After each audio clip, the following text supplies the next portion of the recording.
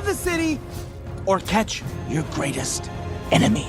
You can't do both. I'm sorry, what did you just say? You can't do both, I said. No, I mean the other thing. Save the city or catch your greatest enemy? You think you're my greatest enemy? Yes! You're obsessed with me! No, I'm not. Yes, you are. No, I'm not. Yes, you are! Who else drives you? Welcome back to Thinking Critical. This is Wes, and it's time for some more Batman comic news right here on Thinking Critical YouTube. There's recently a new newsletter from James Tynion, his Empire of the Tiny Onion newsletter, where he talks about all the things that he's working on in the industry. Obviously, one of the biggest thing he's working on is the Batman series. He talks about how he uses the word problematic when discussing Bruce Wayne's finances and how he has essentially fixed that, and the reason he did that. I have a couple of disagreements with his attitudes towards this, and I think he could have done what he is doing in a much easier way, in my opinion. He also says that another pillar of Gotham will be falling in 2021. That's going to be kind of the big driving force in Batman for the entire year. And I have some guesses or some predictions on what maybe that could be. And I do want to say this. While I'm not enjoying James Tynion's Batman run as a lot of people are, I didn't personally like his Detective Comics run, and his Batman just isn't for me. I do like that he has this new newsletter. He's very transparent with what he's doing with the comics. He gives a lot of information on why he's doing that. And I really commend him for that. Now, there are too many creators in the industry that don't want to talk to fans openly or give them information, or even let out the bag why they did something. So I do like that he does this, and I think it's really cool.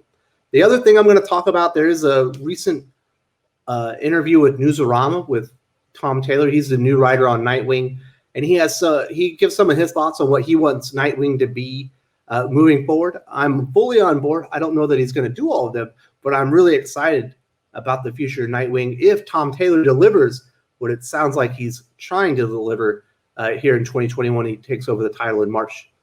So before I get into all the details of these interviews and my thoughts on them, I do want to say, if you haven't subscribed to Thinking Critical YouTube, what are you waiting for? Today is the day to subscribe. Hit the bell for notifications. Give me a thumbs up if you enjoy this video. Give me a thumbs down if you don't. Either way, I want to hear your thoughts on James Tynion's words about the future of Batman, on what Tom Taylor's on your thoughts on what Tom Taylor's going to be doing with Nightwing, if you're on board with that as well. Always like to hear from the viewers. So let's kind of get into it. The first quote I'm going to be talking about is the quote about the money. Let's talk about that. That would all be the one that people are most interested in. And this is what he said in his Tiny Onion newsletter. The richer he got and the more tools he had and the more he learns about each of his enemies, the more it feels like Batman should be able to take down literally any threat that comes in front of him in a matter of minutes. So my theory was, let's make it harder for him to be Batman. I agree with him. I think Batman is far too reliant on technology. It feels like he's got a bat button for everything. He never has to solve any crimes anymore. I like it when we get down to the nitty-gritty, bare-bones Batman, where he's out there being the world's greatest detective. He's obviously still an ass kicker. He's Batman, but he should be out there, investigating and using his mind. He's one of he is the world's greatest detective, and we've kind of lost that aspect. For the most part, obviously we just had Batman 3 Jokers, which definitely felt like a more Batman detective story. I believe the Batman's Grave, which was Warren Ellis, also had more of that vibe to it as well. And I appreciate it when we get back to kind of the roots of the character. And he is far, and I mean far too reliant on technology. So James Tynion is 100% correct on that. Who could ever beat him? He's got a button for everything. Never even has to think. Now, he goes a little further into his thinking on why he took Bruce Wayne's wealth away. First, let me bring him back to being a less problematic kind of wealthy. Bruce Wayne millionaire rather than Bruce Wayne billionaire. He's not so rich that he could effectively buy Gotham and fix it overnight. There are a bunch of much wealthier people than him in the city trying to maintain their power and influence. And Batman is from the world and fighting against them. He doesn't have the ability to just buy and sell them and walk away. it always comes back to the money being problematic. I don't think Bruce Wayne billionaire or Bruce Wayne millionaire really makes a difference. But Bruce Wayne is a billionaire. In the context of the comic book and the comic book history, he is a billionaire. And I think the problematic part of this is that James Tynion and other creators, we've seen the same thing happen over with, well, to a lesser degree, with Iron Man, with Christopher Cantwell. They find the money themselves to be problematic. Listen, I'm sure that there are a lot of characters out there that a writer might find an aspect or a core key aspect of that character to be problematic. But it's your job to work within the context of what you have. Now, I like that he's bringing him back to basics, and you can't just turn all the technology off at once. And this is his way of doing it. But there are other ways of doing this as well. Literally, Gotham was destroyed by Bane in City of Bane. And because of the sliding timeline, we know that Gotham was destroyed by Joker about 4 seconds later, right? Because of the way the time works in comic books. It's not like Gotham is in good shape right now. We also know that Bruce Wayne, to a degree, in Wayne Enterprises kind of got exposed, and he's not really able to fund being Batman, or you could bring that into it. It's really an easy fix if you want to get him back to basics and less reliant on technology. All you have to do is say, hey, listen, the Joker destroyed all your stuff. Remember, he stole all of your toys? They broke them all, and we had to destroy them all, hunting them all down and bringing in his clown army. And then you have Lucius Fox say, but listen, Wayne Enterprises is under a lot more scrutiny right now. I've had it from good authority from one of my sources in the government that the IRS will be auditing us every year because they want to know what we're doing with our money. So you can't take all this money and go fund your Batman stuff. But we do have the equipment from 10 years ago. They did not find that, and it's still there. So you're going to have to go back in time, and, it's not going to be as technically advanced. So you could do it that way. Boom. He's already gone back in time. He's still got some equipment. He's got a Batmobile. He's got a Bat motorcycle. He's got a little Batcave, but it's not so reliant on technology. Or you could even say, hey, listen, Bruce, the whole city has been burnt down. Gotham says it's going to take them at least 10 years to rebuild everything that's been destroyed. All of your equipment's been destroyed.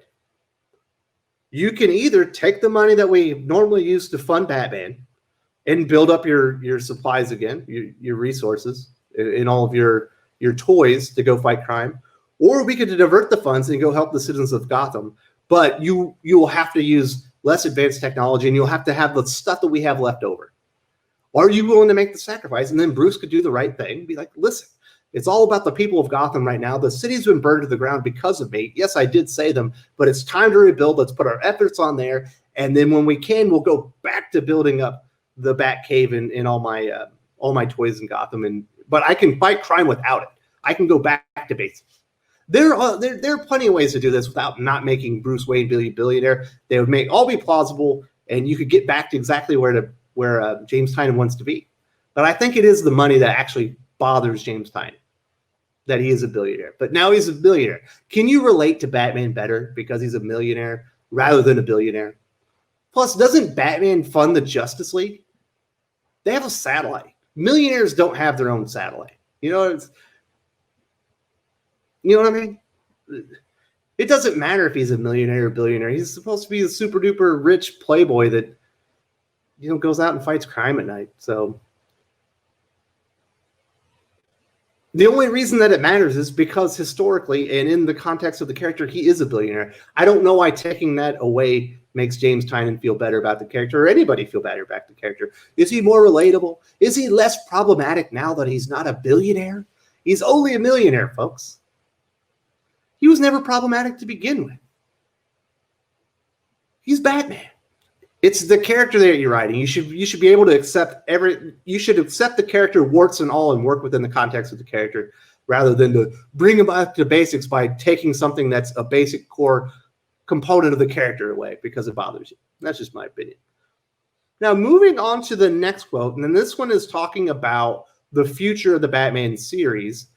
And this is what he had to say. Something big happens in the Batman-centric pages of Infinite Frontier, the big one-shot that's kicking off the March 2021 Infinite Frontier era at DC Comics.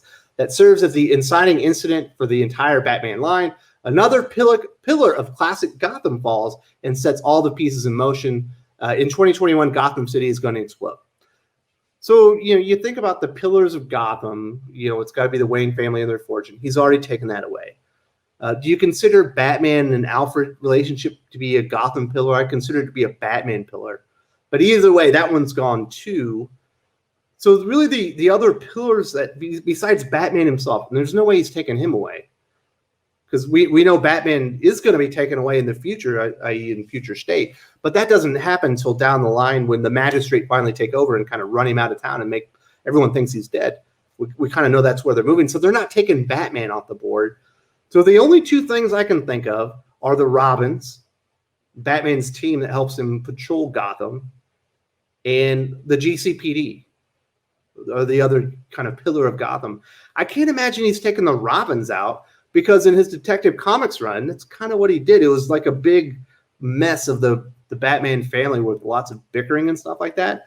So I imagine this is the beginning of the end of the GCPD. And we know that's going to be a key component moving towards future state, because we have Mayor Nakano, who we already saw in Detective Comics. He's running for mayor. He is going to be elected in. And we know he eventually replaces the GCPD with the magistrate. So I think we're going to see a very corrupt, non-functioning GCPD that Mayor Nakano has to kind of deal with, or probably Batman himself. Now that Commissioner Gordon's no longer the commissioner, it'll kind of play in line with that. They don't have the right leadership anymore. So I imagine the big pillar that falls in 2021 as far as the Batman series is the GCPD, and we're likely to get that in Infinite Frontier, the big one shot going forward. What do you think the big pillar that James Tynion's talking about? Am I right? Is he going to be taking out and exposing the GCPD so the magistrate can kind of start coming in and taking over this private police force? Or do you think it's another pillar? Is he going to take out the Robins? Is he going to take out Batman? Is he going to do it that early? I don't feel like it could happen that early, but maybe. What do you guys think it is? I'm excited to hear what your thoughts are. So that'll basically cover the Empire of the Tiny Onion newsletter from James Tynion, the most recent one that came out, and what he was talking about with Batman.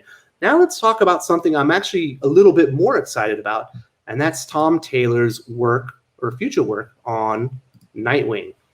And what he had to say was, speaking of Nightwing, part of this evolution and part of this is just acknowledging that Nightwing belongs DC's A-listers. Boom. I agree with him. I really wish Dick Grayson Nightwing was an A-lister at DC Comics. He's been there for so long. He's such an important component. He's part of the fabric of DC Comics. But, he's not part of the Trinity.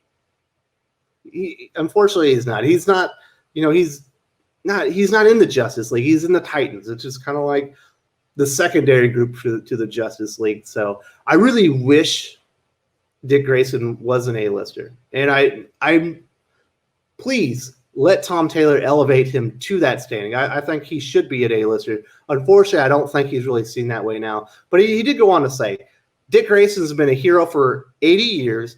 He's lived in the shadow of the Bat for much of that time. But my favorite Dick stories are his own when he's the main man, when he's leading the Titans or the Justice League, or just standing against it all as a lone vigilante. Our series is definitely about Nightwing. It's about why he's such a good hero and pushing that further. And the first issue, as an opportunity, is going to come, which is going to be tested like it never has been.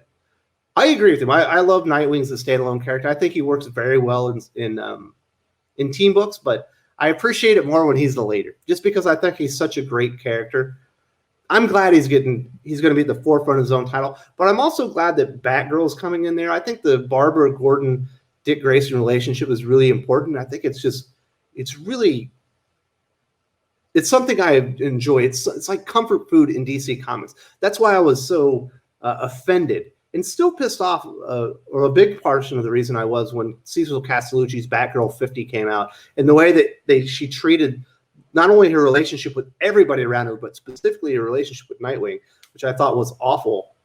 They did ask him about, them getting married in DC's Dark Knight's Death Metal Last Stories of the DC Universe. And he said, an alternate universe tale set in the future doesn't really inform our story, but everything Nightwing and Batgirl have been through the years does.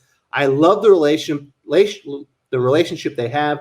They're great partners, and there have been some great stories for the two. We want to tell the next chapter of Babs and Dick's story. And, our series is informed by Gail Simone, Chuck Dixon, Scott McDaniels, Kyle Higgins, Devin Grace. I think this is really exciting, but I have been told Barbara Gordon's only going to be in the first arc. And I hope that's not true, because I was really hoping that it was going to be like Dick Grayson and Batgirl or Barbara Gordon in Nightwing, as a permanent fixture. Maybe she wasn't in every episode, but she was a constant fixture in the series. He also did talk about, they said, is she going to be Oracle or Nightwing? Or Oracle. They did ask, is she going to be Oracle or Batgirl? And he said, yes, Batgirl will be an active hero. Actually, she'll be two active heroes. The challenges and threats facing Bloodhaven will need Nightwing, Batgirl, and Oracle. So it appears that Barbara Gordon will be Batgirl, Oracle, both at the same time.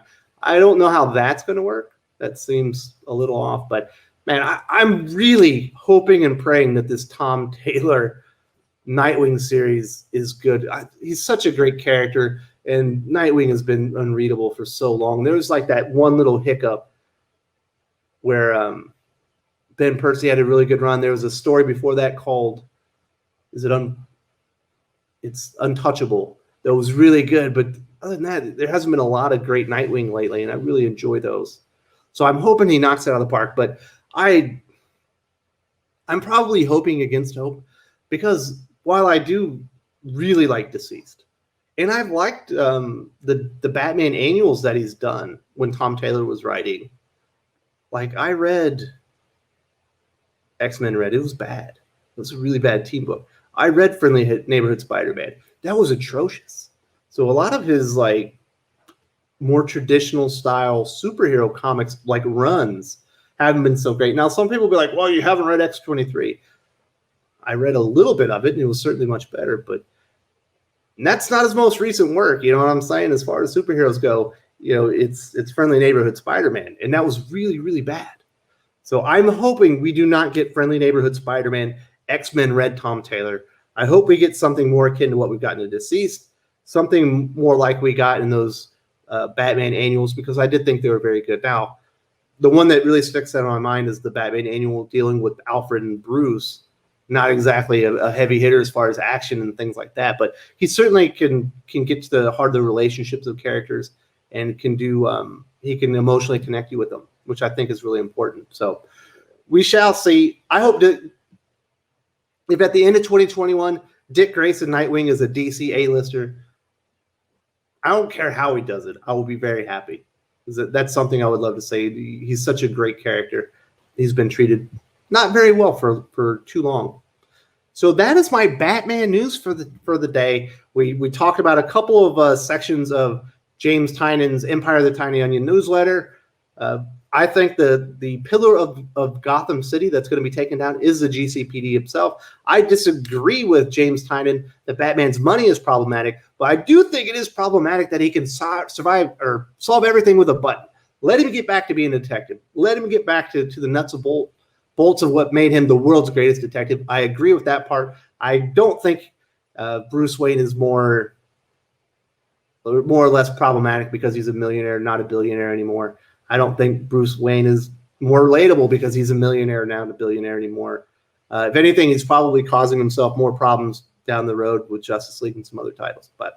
And I'm all in with Tom Taylor's wanting to make Nightwing an A-lister. He should be an A-lister. He's a great character. And I really hope that Barbara Gordon, Batgirl, Oracle, whichever one, is a mainstay on the Nightwing title for the entire year 2021. And I'm really excited for that. But is it that little piece of my mind that says, you read Friendly Neighborhood Spider-Man? You know what's up.